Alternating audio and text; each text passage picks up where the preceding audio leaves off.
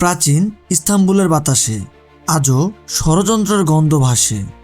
পাথরের দেয়াল ফিসফিস করে ক্ষমতার কাহিনী, আর সেই কাহিনীর কেন্দ্রে আছে এক নারী, কোসেম সুলতান। তিনি দাসী ছিলেন, কিন্তু সিংহাসন চেয়েছিলেন। রূপ ছিল তার, কিন্তু অস্ত্র ছিল বুদ্ধি। হেরেমের অন্ধকার থেকে উঠে এসে তিনি এক সাম্রাজ্যকে নাচালেন নিজের হাতে। কে এই নারী?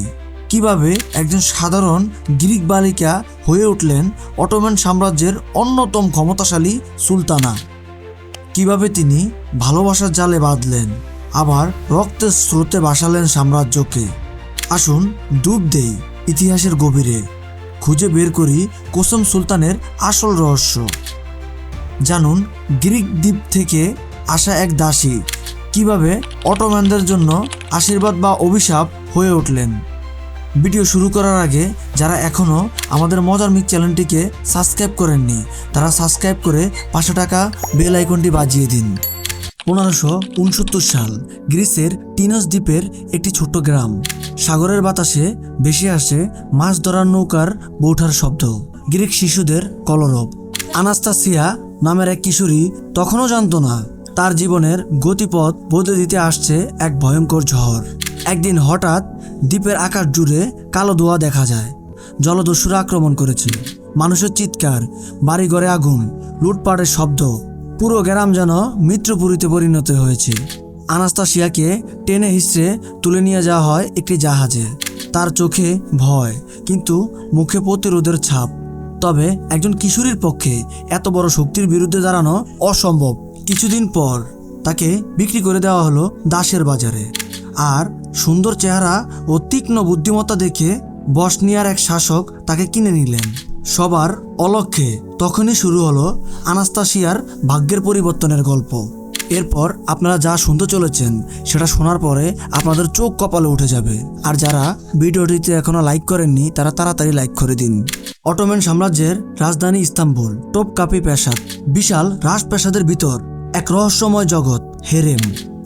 সেখানে সুন্দরী দাসীরা থাকে, সুলতানের মন জয় করার অপেক্ষায়।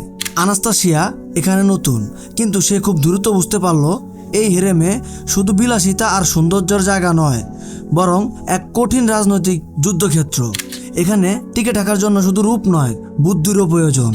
একদিন তার ভাগ্য বদলে গেল। অটোমান সুলতান প্রথম আহমেদ যখন হেরেমে এলেন, আনাস্তাসিয়া তার সামনে মাথা নিচু করে আত্মবিশ্বাস ধরে রেখেছিলেন। তার চাহনিতে ছিল এক অনন্য দীপ্ত, যা সুলতানের চোখ এড়ায়নি। কিছুদিনের মধ্যে সে সুলতানের সবচেয়ে প্রিয় নারীতে পরিণত হয়। তার নতুন নাম দেওয়া হয় মাহপেকার, যার অর্থ চাঁদের মতো সুন্দর। পরে সে আরও একটি নাম পায়, কোসেম, যার অর্থ অগ্রগামী। কারণ হেরেমে সে শুধু সুন্দরী নয়, বরং সবচেয়ে বুদ্ধিমান নারীও। এখন যে কথাগুলো বলবো সেই কথাগুলো মনোযোগ দিয়ে শুনবেন, কারণ এখানে খুব গুরুত্বপূর্ণ কিছু কথা বলবো, যা না দেখলে আপনারা ভিডিওর কিছুই বুঝবেন না। যারা এখনো আমার চ্যানেলটিকে সাবস্ক্রাইব করেননি তারা তাড়াতাড়ি সাবস্ক্রাইব করে পাশে থাকা বেল আইকনটি বাজিয়ে দিন। 1617 সালে সুলতান আহমেদ মারা যান। সাম্রাজ্য শুরু হয় ক্ষমতার জন্য দ্বন্দ্ব, কিন্তু কোসেম ছিলেন ধৈর্যশীল ও পরিকল্পনাবিদ। তিনি জানতেন প্রতিটি চাল খুব হিসাব করে দিতে হবে। 1623 সালে তার ছেলে চতুর্থ মুরাদ মাত্র 11 বছর বয়সে সুলতান হন। কিন্তু এত ছোট ছেলের পক্ষে সাম্রাজ্য চালানো সম্ভব নয়। আর এখানেই কোসেমের উত্থান ঘটে। তিনি নায়েবি সালতানাত বা রাজপ্রতিনিধি হন এবং পুরো অটোমান সাম্রাজ্য কার্যত তার নিয়ন্ত্রণে চলে আসে। তিনি জানতেন একা রাজনীতি চালানো যায় না। তিনি গড়ে তুললেন গুপ্তচর নেটওয়ার্ক। উজিরদের মাঝে তার অনুগত মানুষ ছিল। হেরেমের দাসীরাও তার হয়ে গোপন তথ্য সংরক্ষণ করত। কেউ তাকে প্রতিদ্বন্দ্বী ভাবলে তিনি তাকে কৌশলে সরিয়ে দিতেন, কখনো মিষ্টি কথা দিয়ে, কখনো উপহার দিয়ে, আর কখনো নিঃশব্দ সরিয়ে দিয়ে। এভাবেই 1623 সাল থেকে 1632 সাল পর্যন্ত কোসেম সুলতান পুরো অটোমান সাম্রাজ্য পরিচালনা করেন। তার শাসনকালে কর ব্যবস্থা সংস্কার করে কৃষকদের সুবিধা বৃদ্ধি করা হয়। বাণিজ্যিক পথ নিরাপদ করা হয়, যাতে ব্যবসায়ীরা নিশ্চিন্ত ব্যবসা বাণিজ্য করতে পারে। পারস্যের সাথে 1639 সালে একটি শান্তি চুক্তি করা হয়, যা দীর্ঘ যুদ্ধের অবসান ঘটায়। জনগণের চোখে তিনি একজন শাসক নয়, দয়ালু মা।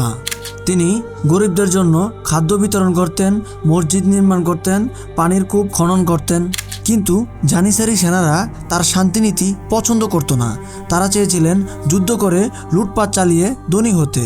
1635 সালে একদল বিদ্রোহী তাকে বিষ প্রয়োগ করতে চেয়েছিলেন, কিন্তু তার গুপ্তচর নেটওয়ার্ক আগেই তাদের পরিকল্পনা ধরে ফেলে। ভিডিওর এই অংশটুকু মনোযোগ সহকারে দেখবেন, কারণ এই অংশে আমি জানাবো কিভাবে কুসুম সুলতানকে হত্যা করা হয়।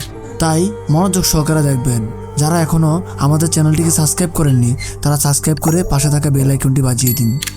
1640 সালের মুরাদ চতুর্থের অনাকাঙ্ক্ষিত মৃত্যু হয় আর ভাই ইব্রাহিম সুলতান হন, কিন্তু তিনি ছিলেন মানসিকভাবে অস্থির।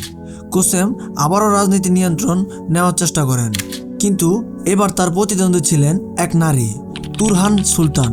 ইব্রাহিমের স্ত্রী তুরহান চেয়েছিলেন তার ছেলে মেহমেদ চতুর্থ সুলতান হোক এবং কোসেমকে সরিয়ে দিতে উঠে পড়ে লাগলেন। 1651 সালের এক রাত তুরহান তার অনুগত উজির ও জানিসারি সেনাদের সাথে পরিকল্পনা করেন। তারা চুপিসারে প্রবেশ করেন কোসেমের প্রাসাদে। একদল গুপ্তঘাতক ধীরে ধীরে তার ঘরে ঢুকে পড়ে। কোসেম বুঝতে পারেন মৃত্যু তার দরজায় কড়া নাড়ছে। তিনি লড়াই করেন, কিন্তু সংখ্যায় বেশি শত্রুর কাছে হেরে যান। একটি রেশমি পর্দার শাড়ি দিয়ে তাকে শ্বাসরোধ করে হত্যা করা হয়। মৃত্যুর সময় কোসেম সুলতানের বয়স ছিল 62 বছর। এরপর যে কথাটি শুনতে চলেছেন সেটা শুনলে আপনি আরও চমকে যাবেন। তার আগে যারা এখনও আমার চ্যানেলটিকে সাবস্ক্রাইব করেননি তারা সাবস্ক্রাইব করে পাশে থাকা বেল আইকনটি বাজিয়ে দিন। কোসেম সুলতান ছিলেন সুলতানাত অব উইমেন যুগের সবচেয়ে শক্তিশালী নারী। ইতিহাস তাকে দুইভাবে দেখে। কেউ বলেন তিনি ছিলেন এক দানশীল শাসক যিনি প্রজাদের ভালোবাসতেন এবং সাম্রাজ্যকে স্থিতিশীল করেছিলেন। আবার কেউ বলেন তিনি ছিলেন এক নির্মম ও চতুর রাজনীতিবিদ যিনি ক্ষমতার জন্য সবকিছু করতে প্রস্তুত ছিলেন। কোসেম সুলতানের মৃত্যুর পর তুরহান সুলতান ক্ষমতায় এলেও কোসেমের মতো দক্ষতা ছিল না তার। ধীরে ধীরে অটোমান সাম্রাজ্য দুর্বলতা দেখা দেয়, জেনিসারিরা নিয়ন্ত্রণ হারায়, উজিরদের মধ্যে অভ্যন্তরীণ দ্বন্দ্ব বাড়ে। তবে কোসেমের উত্তরাধিকার এখনও রয়ে গেছে। ইস্তাম্বুলে তার নির্মিত জদি মসজিদ এবং শিক্ষা প্রতিষ্ঠান আজও দানশীলতার সাক্ষী। তার গল্প প্রমাণ করে ক্ষমতা ক্ষণস্থায়ী, কিন্তু দক্ষ নেতৃত্বের ইতিহাস অমর হয়ে থাকে।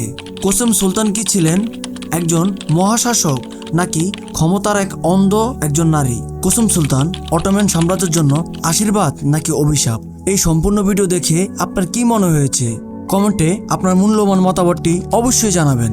আর যদি ভিডিওতে কোনো কিছু ভুল বলে থাকি তাহলে ক্ষমার দৃষ্টিতে দেখবেন। খোদা হাফেজ।